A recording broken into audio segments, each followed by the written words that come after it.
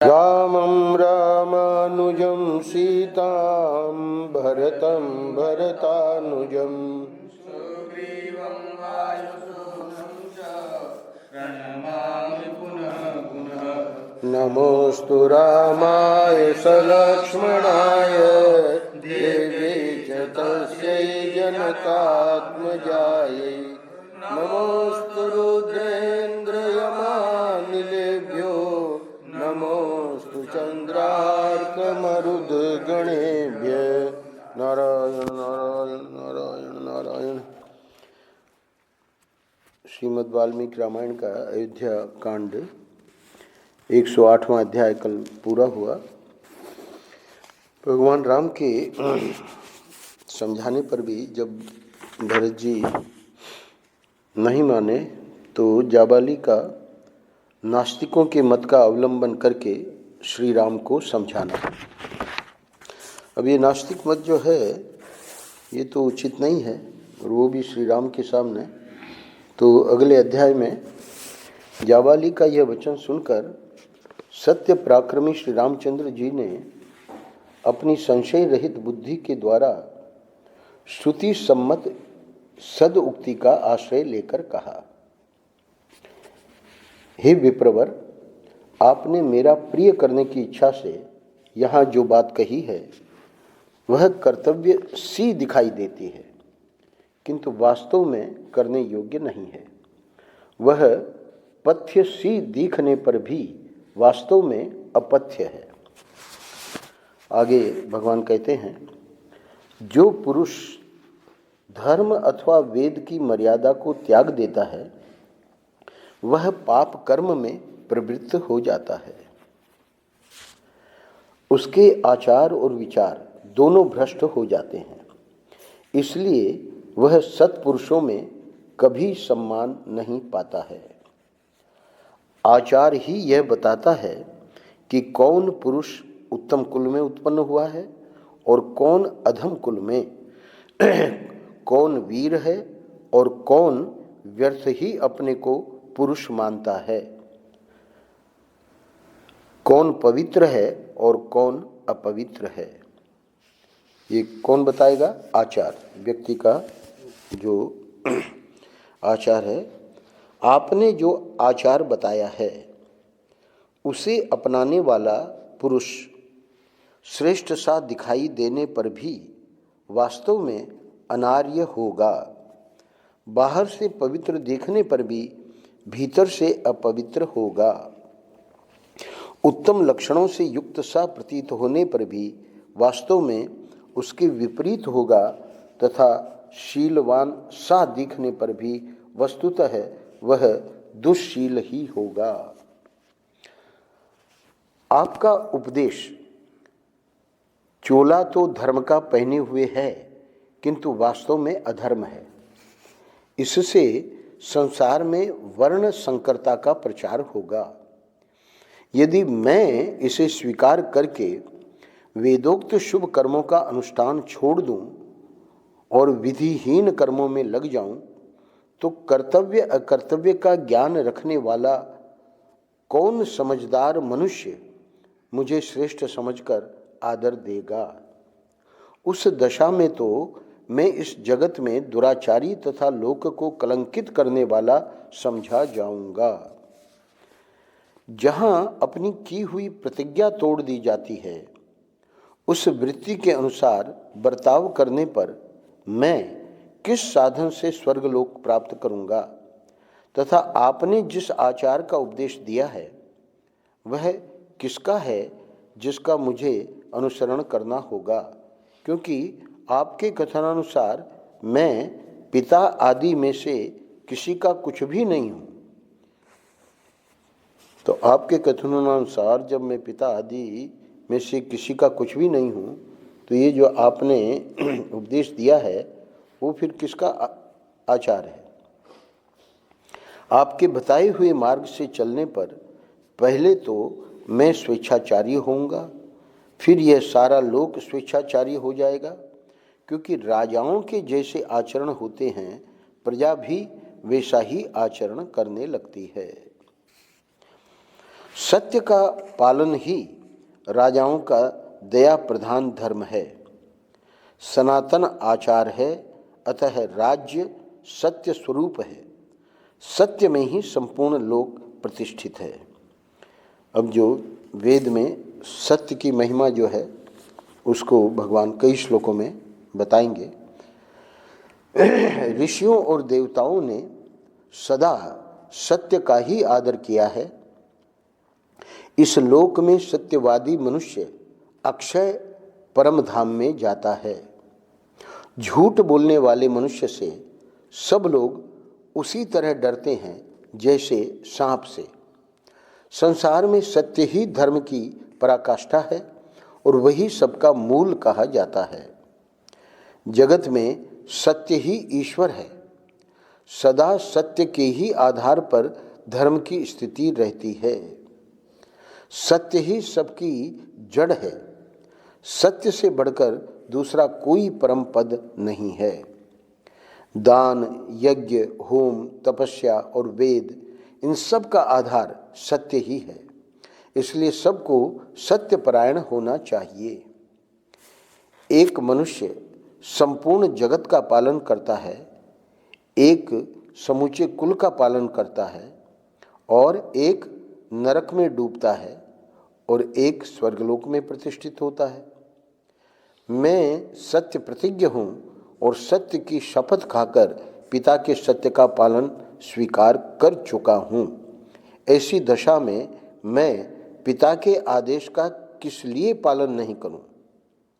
पहले सत्य पालन की प्रतिज्ञा करके अब वो जो जाबाले ने बताया, लोभ, मोह अथवा अज्ञान से विवेक शून्य होकर मैं पिता के सत्य की मर्यादा का भंग नहीं करूँगा। हमने सुना है कि जो अपनी प्रतिज्ञा झूठी करने के कारण धर्म से भ्रष्ट हो जाता है, उस चंचल चित्त वाले पुरुष के दिए हुए हव्य कव्य को देवता और पितर नहीं स्वीकार करते हैं। मैं इस सत्य रूपी धर्म को समस्त प्राणियों के लिए हितकर और सब धर्मों में श्रेष्ठ समझता हूँ। सत्पुरुषों ने जटावल्कल आदि के धारण रूप तापस धर्म का पालन किया है, इसलिए मैं भी उसका अभिनंदन करता हूँ। जो धर्म युक्त प्रतीत हो रहा है किंतु वास्तव में अधर्म रूप है, जिसका नीच, क्रूर, लोभी और पापाचारी पुरुषों ने सेवन किया है, ऐसे क्षात्र धर्म का मैं अवश्य त्याग करूँगा। पिता की आज्ञा भंग करके राज्य ग्रहण करने का ये मेरा मंसूबा नहीं है। मैं इसका अवश्य त्याग करूँगा क्योंकि वह न्याय युक्त नहीं है। मनुष्य अपने शरीर से जो पाप करता है उसे पहले मन के द्वारा कर्तव्य रूप से निश्चित करता है, फिर जिह्वा की सहायता से उस अनृत कर्म पाप कर्म को वाणी द्वारा दूसरों से कहता है। तत्पश्चात औरों के सहयोग से उसे शरीर द्वारा संपन्न करता है। इस तरह एक ही पातक कायिक, वाचिक और मानसिक भेद से 3 प्रकार का होता है। पृथ्वी, कीर्ति, यश और लक्ष्मी, ये सब की सब सत्यवादी पुरुष को पाने की इच्छा रखती हैं और शिष्ट पुरुष सत्य का ही अनुसरण करते हैं। अतः मनुष्य को सदा सत्य का ही सेवन करना चाहिए।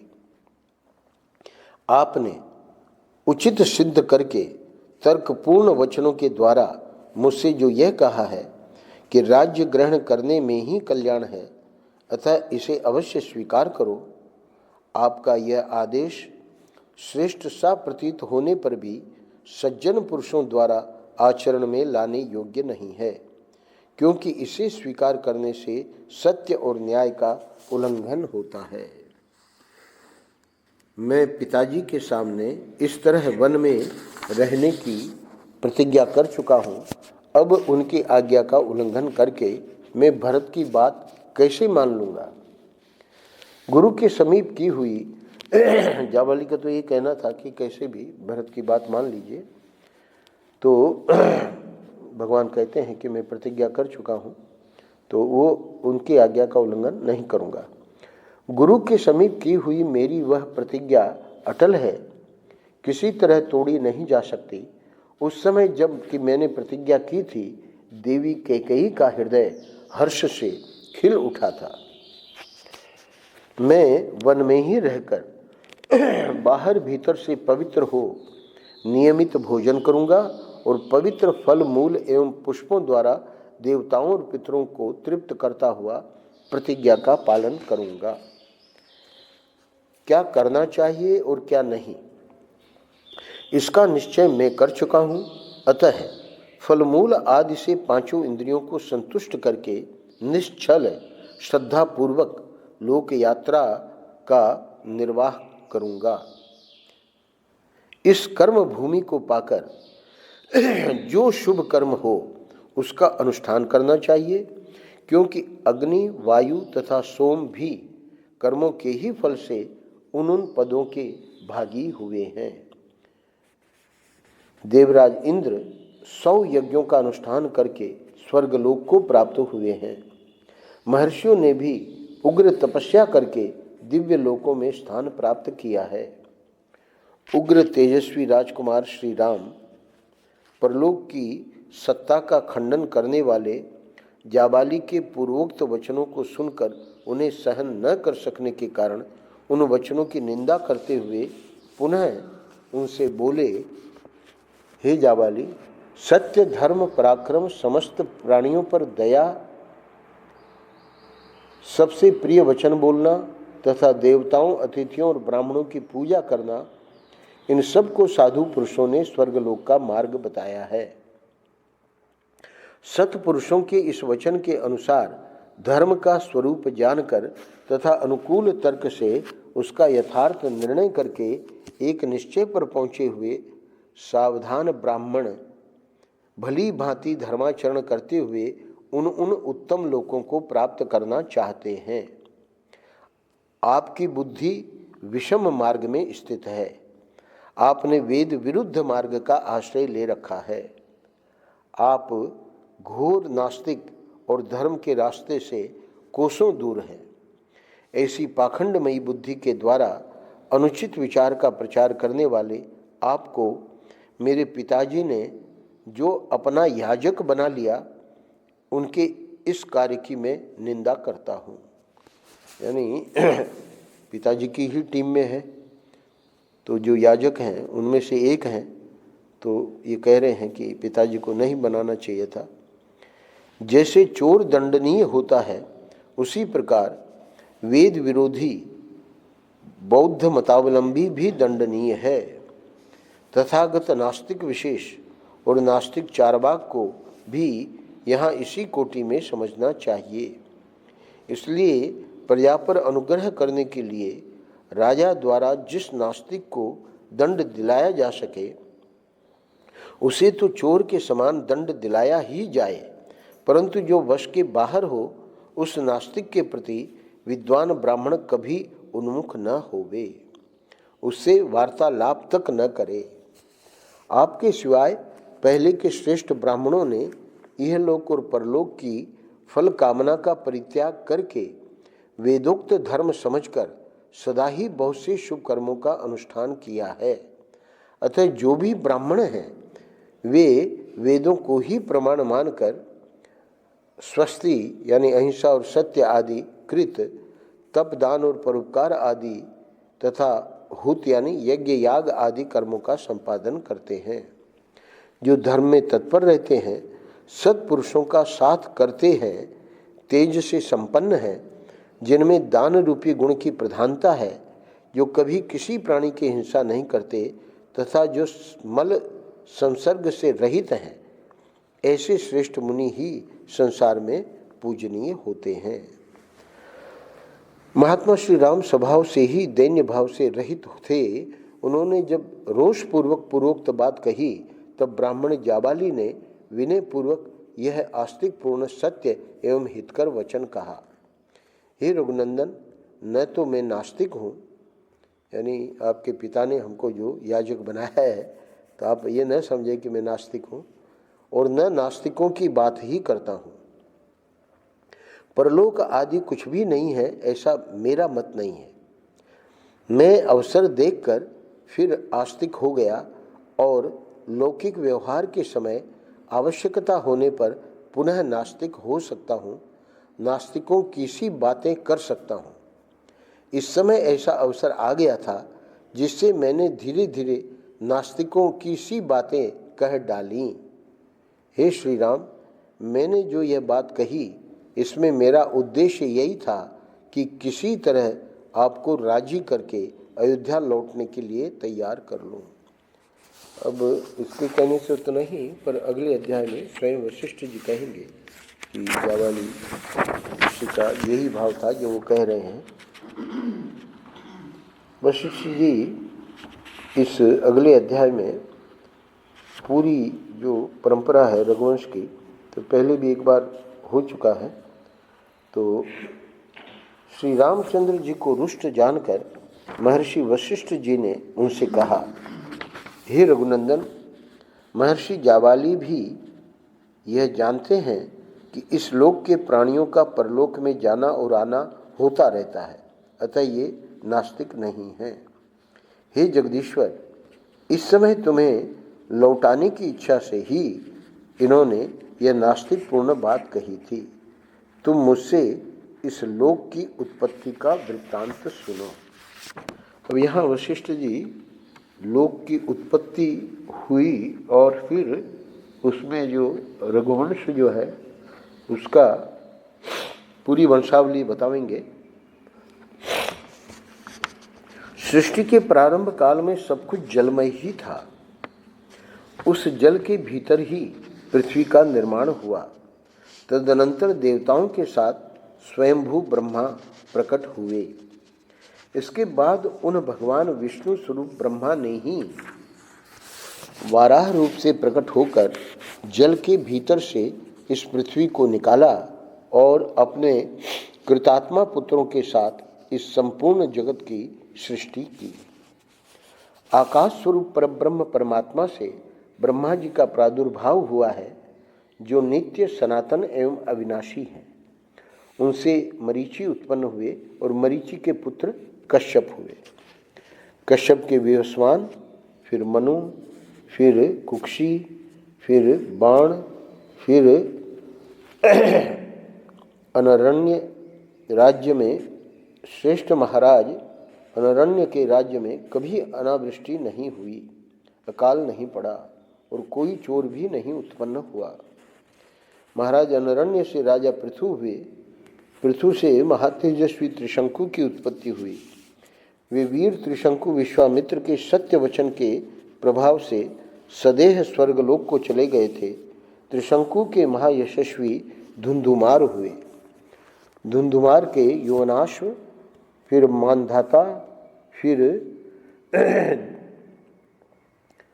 असित नामक एक राजा हुए, जिसके शत्रुभूत प्रतिपक्षी राजा ये है तालजंग और शूर शशबिंदु उत्पन्न हुए थे। उन सब का सामना करने के लिए सेना का व्यूह बनाकर युद्ध के लिए डटे रहने पर भी शत्रुओं की संख्या अधिक होने के कारण राजा असित को हार कर प्रदेश की शरण लेनी पड़ी।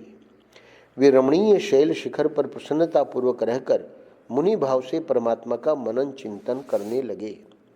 सुना जाता है कि असित की 2 पत्नियां गर्भवती थीं। उनमें से एक महाभागा कमल लोचना राजपत्नी ने उत्तम पुत्र पाने की अभिलाषा रखकर देवतुल्य तेजस्वी भृगुवंशी चवन मुनि के चरणों में वंदना की, और दूसरी रानी ने अपनी सौत के गर्भ का विनाश करने के लिए उसे जहर दे दिया। उन दिनों भृगुवंशी चवन मुनि हिमालय पर रहते थे।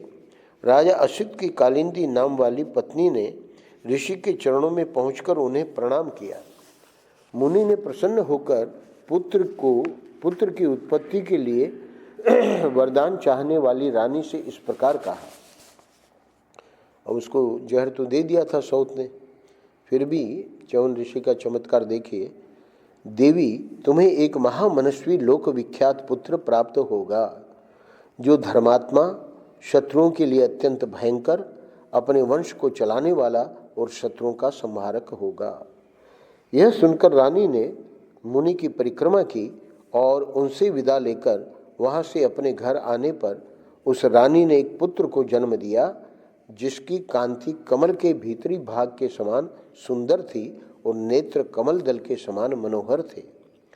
सौत ने उसके गर्भ को नष्ट करने के लिए जो विष दिया था, उस गर यानी विष, संस्कृत में विष को गर कहते हैं, तो गर के साथ ही वह बालक प्रकट हुआ, इसलिए सगर नाम से प्रसिद्ध हुआ।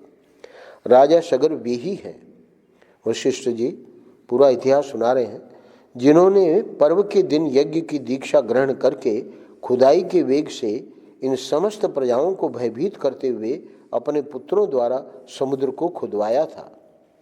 हमारी सुनने में आया है कि सगर के पुत्र असमंज हुए, जिन्हें पाप कर्म में प्रवृत्त होने के कारण पिता ने जीते जी ही राज्य से निकाल दिया था। असमंज के पुत्र अंशुमान हुए, जो बड़े पराक्रमी थे। अंशुमान के दिलीप और दिलीप के पुत्र भगीरथ हुए। भगीरथ से ककुस्त का जन्म हुआ, जिनसे उनके वंश वाले काकुस्त कहलाते हैं। ककुस्त के पुत्र रघु हुए, जिनसे उस वंश के लोग राघव कहलाए। रघु के तेजस्वी पुत्र कलमाशपाद हुए, जो बड़े होने पर शापवश कुछ वर्षों के लिए नरभक्षी राक्षस हो गए थे। वे इस पृथ्वी पर सौदास नाम से विख्यात थे। कलमाशपाद के पुत्र शंखण हुए, यह हमारे सुनने में आया है, जो युद्ध में सुप्रसिद्ध पराक्रम प्राप्त करके भी सेना सहित नष्ट हो गए थे। शंखण के शूरवीर पुत्र श्रीमान सुदर्शन हुए। सुदर्शन के पुत्र अग्निवर्ण, अग्निवर्ण के पुत्र शीघ्रग, शीघ्रग के पुत्र मरु, मरु के पुत्र प्रशुश्रुव तथा प्रशुश्रु के महाबुद्धिमान पुत्र अम्बरीश हुए। अम्बरीश के पुत्र सत्य पराक्रमी नहुष थे। नहुष के पुत्र नाभाग हुए, जो बड़े धर्मात्मा थे। नाभाग के दो पुत्र हुए, अज और सुब्रत। अज के धर्मात्मा पुत्र राजा दशरथ थे। यहाँ तक के वंशावली का वर्णन करके अब भगवान राम को कह रहे हैं वशिष्ठ जी, दशरथ के ज्येष्ठ पुत्र तुम हो, जिसकी श्री राम के नाम से प्रसिद्धि है। हे नरेश्वर, यह अयोध्या का राज्य तुम्हारा है, इसे ग्रहण करो और इसकी देखभाल करते रहो। समस्त इक्ष्वाकु वंशियों के यहाँ ज्येष्ठ पुत्र ही राजा होता आया है। ज्येष्ठ के होते हुए छोटा पुत्र राजा नहीं होता है। ज्येष्ठ पुत्र का ही राजा के पद पर अभिषेक होता है। महायशस्वी हे श्री राम, रघुवंशियों का जो अपना सनातन कुल धर्म है, उसको आज तुम नष्ट न करो। बहुत से अवान्तर देशों वाली तथा प्रचुर रत्न राशि से संपन्न इस वसुधा का पिता की भांति पालन करो। 110वां अध्याय यहाँ पूरा होता है। अगले अध्याय में उस समय राजपुरोहित वशिष्ठ ने पूर्वोक्त बातें कहकर पुनः श्री राम से दूसरी धर्मयुक्त बातें कही। हे रघुनंदन, इस संसार में उत्पन्न हुए पुरुष के सदा 3 गुरु होते हैं, आचार्य, पिता और माता। हे पुरुष प्रवर, पिता पुरुष के शरीर को उत्पन्न करता है, इसलिए गुरु है, और आचार्य उसे ज्ञान देता है, इसलिए गुरु कहलाता है। शत्रुओं को संताप देने वाले हैं रघुवीर, तो माता पिता दोनों को गुरु गिना है। तो वो शरीर को उत्पन्न करते हैं और आचार्य जो है वो ज्ञान देते हैं। 3 गुरु हैं, माता पिता और आचार्य। हे रघुवीर, मैं तुम्हारे पिता का और तुम्हारा भी आचार्य हूँ, अतः मेरी आज्ञा का पालन करने से तुम सत्पुरुषों के पथ का त्याग करने वाले नहीं समझे जाओगे। हे तात, ये तुम्हारे सभासद, बंधु बांधव तथा सामंत राजा पधारे हुए हैं। इनके प्रति धर्मानुकूल बर्ताव करने से भी तुम्हारे द्वारा सन्मार्ग का उल्लंघन नहीं होगा। अपनी धर्मपरायणा बूढ़ी माता की बात तो तुम्हें कभी टालनी ही नहीं चाहिए, वो भी तुम्हारी गुरु है। इनकी आज्ञा का पालन करके तुम श्रेष्ठ पुरुषों के आश्रयभूत धर्म का उल्लंघन करने वाले नहीं माने जाओगे। सत्य, धर्म और पराक्रम से संपन्न रघुनंदन भरत अपने आत्मस्वरूप तुमसे राज्य ग्रहण करने और अयोध्या लौटने की प्रार्थना कर रहे हैं। उनकी बात मान लेने से भी तुम धर्म का उल्लंघन करने वाले नहीं कहलाओगे। गुरु वशिष्ठ ने सुमधुर वचनों में जब इस प्रकार कहा, तब साक्षात पुरुषोत्तम श्री राघवेंद्र ने वहां बैठे हुए वशिष्ठ जी को इस प्रकार उत्तर दिया।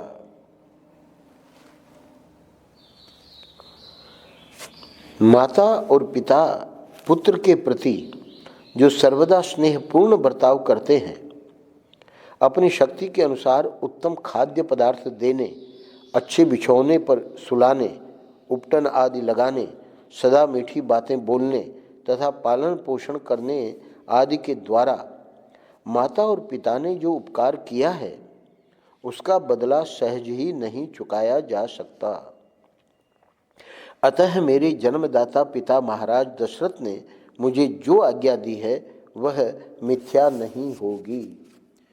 श्री रामचंद्र जी के ऐसा कहने पर चौड़ी छाती वाले भरत जी का मन बहुत उदास हो गया। वे पास ही बैठे हुए सुमंत्र से बोले, हे सारथे, आप इस वेदी पर शीघ्र ही बहुत से कुश बिछा दीजिए। जब तक आर्य मुझ पर प्रसन्न नहीं होंगे तब तक मैं यहीं इनके पास धरना दूंगा। जैसे साहूकार या महाजन के द्वारा निर्धन किया हुआ ब्राह्मण उसके घर के दरवाजे पर मुंह ढककर बिना खाए पिए पड़ा रहता है, उसी प्रकार मैं भी उपवास पूर्वक मुख पर आवरण डालकर इस कुटिया के सामने लेट जाऊंगा। जब तक मेरी बात मानकर ये अयोध्या को नहीं लौटेंगे तब तक मैं इसी तरह पड़ा रहूंगा। यह सुनकर सुमंत्र श्री रामचंद्र जी का मुंह ताकने लगे। उनको कहा कि कुछ बिछा दीजिए। अब कुछ कैसे बिछावें? तो उन्हें इस अवस्था में देख भरत के मन में बड़ा दुख हुआ और वे स्वयं ही कुश की चटाई बिछाकर जमीन पर बैठ गए। तब महातेजस्वी राजर्षि शिरोमणि श्री राम ने उनसे कहा, हे तात भरत, मैं तुम्हारी क्या बुराई करता हूं जो मेरे आगे धरना दोगे? ब्राह्मण एक करवट से सोकर धरना देकर मनुष्यों को अन्याय से रोक सकता है, परंतु राज तिलक ग्रहण करने वाले क्षत्रियों के लिए इस प्रकार धरना देने का विधान नहीं है। उन्होंने कहा ना कि ब्राह्मण महाजन के सामने धरना देता है तो उसका तो ठीक है, पर तुम क्षत्रिय हो। अतः हे रघुनंदन, इस कठोर व्रत का परित्याग करके उठो और यहाँ से शीघ्र ही अयोध्यापुरी को जाओ। अब कह रहे हैं कि ये सब धरना उड़ना नहीं देना है और आज्ञा दे रहे हैं अयोध्यापुरी को जाओ। यह सुनकर भरत वहाँ बैठे बैठे ही सब और दृष्टि डालकर नगर और जनपद के लोगों से बोले, आप लोग भैया को क्यों नहीं समझाते हैं? तब नगर और जनपद के लोग महात्मा भरत से बोले, हम जानते हैं श्री रामचंद्र जी के प्रति आप रघुकुल तिलक भरत जी ठीक ही कहते हैं, परंतु ये महाभाग श्री रामचंद्र जी भी पिता की आज्ञा के पालन में लगे हैं, इसलिए यह भी ठीक ही है। यानी आप भी ठीक हैं और भगवान राम भी ठीक हैं, अतएव हम इन्हें सहसा उस ओर से लौटाने में असमर्थ हैं। उन पूर्ववासियों के वचन का तात्पर्य समझकर श्री राम ने भरत से कहा। अब राम जी को पूर्ववासियों का भी पता लग गया कि इनका सिर्फ भरत का पक्ष नहीं है, तो अब भगवान राम कह रहे हैं कि हे भरत, धर्म पर दृष्टि रखने वाले सुहृदों के इस कथन को सुनो और समझो। हे रघुनंदन, मेरी और इनकी दोनों बातों को सुनकर उन पर सम्यक रूप से विचार करो। हे महाबाहो, अब शीघ्र उठो तथा मेरा और जल का स्पर्श करो। यह सुनकर भरत उठकर खड़े हो गए और श्री राम एवं जल का स्पर्श करके बोले, मेरे सभासद और मंत्री सब लोग सुने। न तो मैंने पिताजी से राज्य मांगा था और न माता से ही कभी इसके लिए कुछ कहा था। साथ ही परम धर्मज्ञ श्री रामचंद्र जी के वनवास में भी मेरी कोई सम्मति नहीं है। फिर भी यदि इनके लिए पिताजी की आज्ञा का पालन करना और वन में रहना अनिवार्य है तो इनके बदले मैं ही 14 वर्षों तक वन में निवास करूंगा। भाई भरत की इस सत्य बात से धर्मात्मा श्री राम को बड़ा विस्मय हुआ, आश्चर्य हुआ और उन्होंने पूर्ववासी तथा राज्य निवासी लोगों की ओर देखकर कहा, पिताजी ने अपने जीवन काल में जो वस्तु बेच दी है या धरोहर रख दी है अथवा खरीदी है उसे मैं अथवा भरत कोई भी पलट नहीं सकता। मुझे वनवास के लिए किसी को प्रतिनिधि नहीं बनाना चाहिए, क्योंकि सामर्थ्य रहते हुए प्रतिनिधि से काम लेना लोक में निंदित है। अगर कोई असमर्थता होती तो ठीक है, भरत रह लेते 14 वर्ष वनवास, पर मुझमें सामर्थ्य है, सामर्थ्य रहते हुए प्रतिनिधि से काम लेना लोक में निंदित है। कैकेयी ने उचित मांग ही प्रस्तुत की थी और मेरे पिताजी ने उसे देकर पुण्य कर्म ही किया था। मैं जानता हूँ भरत बड़े क्षमाशील और गुरुजनों का सत्कार करने वाले हैं। इन सत्य प्रतिज्ञ महात्मा में सभी कल्याणकारी गुण मौजूद हैं। 14 वर्षों की अवधि पूरी करके जब मैं वन से लौटूंगा तब अपने इन धर्मशील भाई के साथ इस भूमंडल का श्रेष्ठ राजा होऊंगा। कैकेयी ने राजा से वर मांगा और मैंने उसका पालन स्वीकार कर लिया। अतः हे भरत, अब तुम मेरा कहना मानकर उस वर के पालन द्वारा अपने पिता महाराज दशरथ को असत्य के बंधन से मुक्त करो। आज यहीं विश्राम देते हैं। कल ऋषियों का भरत को श्री राम की आज्ञा के अनुसार लौट जाने की सलाह देना, वहाँ ऋषि लोग भी थे जंगल में, भरत का पुनः श्री राम के चरणों में गिरकर चलने की प्रार्थना करना, श्री राम का उन्हें समझाकर अपनी चरण पादुका देकर उन सबको विदा करना। इसके आगे के प्रसंग, आज 111वां अध्याय पूरा हुआ, अभी 8 अध्याय अयोध्या कांड के और हैं, उसको क्रम से करेंगे। नारायण नारायण नारायण नारायण।